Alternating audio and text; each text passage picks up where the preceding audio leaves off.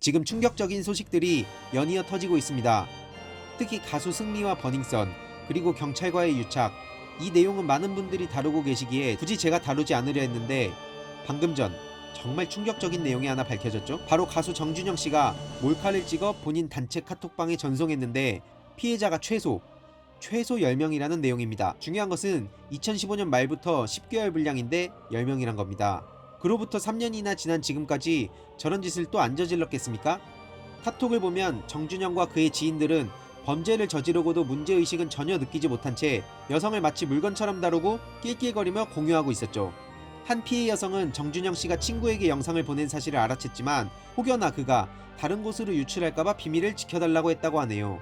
하지만 정준영 씨는 보란듯이 단톡방에 영상을 공유했습니다. 심지어 그걸 걸렸다는 사실까지 말이죠. 다른 사람들도 마찬가지입니다. 그들은 각자 몰래 촬영한 사진이나 녹음본을 서로 돌려봤습니다. 정말 아무렇지도 않게 말이죠. 이 와중에 카톡 조작이 아니냐며 물타기 하는 사람들이 있을 수도 있습니다. 하지만 카톡방 대화 자료는 조작 가능성이 전혀 없다고 하네요. 권익위 최초 신고자인 방정현 변호사는 경악을 금치 못했다며 한국형 마피아라고 말했습니다. 이어 그는 누군가의 휴대폰을 디지털 포렌식한 자료였고 변조 가능성이 절대 없다라고 말했죠. 디지털 포렌식 전문가에 따르면 해시코드는 디지털 지문이라고 하는데 자료가 1이라도 가감되면 전혀 다른 해시코드 값이 나오기 때문에 위변조하기 어렵다라고 아예 못을 박았습니다. 쉽게 말해 이건 위변조가 불가능한 팩트라는 겁니다. 3년 전 우리는 나비 효과를 경험했습니다. 네이처 리퍼블릭 정은호 게이트가 줄줄이 터지며 이게 박근혜 탄핵까지 불러왔죠. 그 누구도 절대 상상할 수 없었던 전개입니다. 그런데 지금 이 사건을 보면 당시와 무척 흡사한 흐름으로 흘러가는 듯합니다. 처음엔 그저 승리와 경찰, 그리고 클럽 간의 유착 문제인 줄만 알았던 상황에서 어느 순간 연예계까지 확산되었고 디지털 성범죄까지 적나라하게 드러난 상황입니다. 끝이 아니라 이제 시작입니다. 이 사건이 어디까지 흘러갈지는 그 누구도 모르는 상황이죠. 우리는 두 가지 확실한 사실을 알 수 있습니다.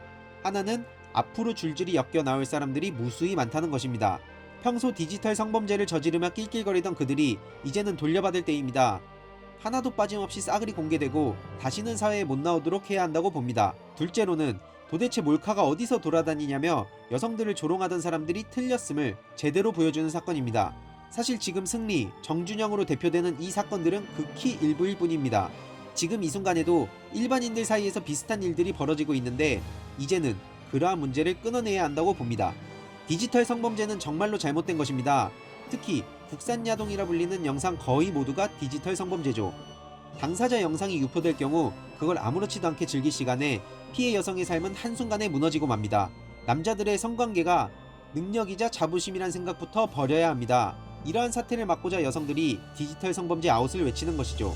정말 충격적인 것은 이 와중에도 해당 영상 없냐? 라며 기웃거리는 남자들이 있다는 겁니다. 제발 정신 좀 차렸으면 좋겠습니다. 그래서 각종 몰카 탐지기 판매가 늘어나고 있다고 합니다.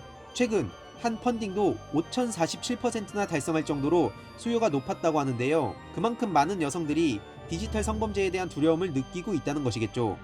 불가능하겠지만 승리, 정준영, 앞으로 터져나올 수많은 사람들을 반면교사 삼아 이러한 일들이 재발되지 않는 사회가 왔으면 좋겠네요. 그런데 절대 잊어선 안 될 게 있습니다. 버닝썬에서 마약을 즐긴 당사자, 그리고 그들과 얽힌 수많은 몸통들, 이외에도 조선일보, 전두환, 이명박, 이들의 사건도 절대 묻혀선 안 된다는 사실이겠죠. 참고로 버닝썬 사건의 뿌리는 아레나라는 소문이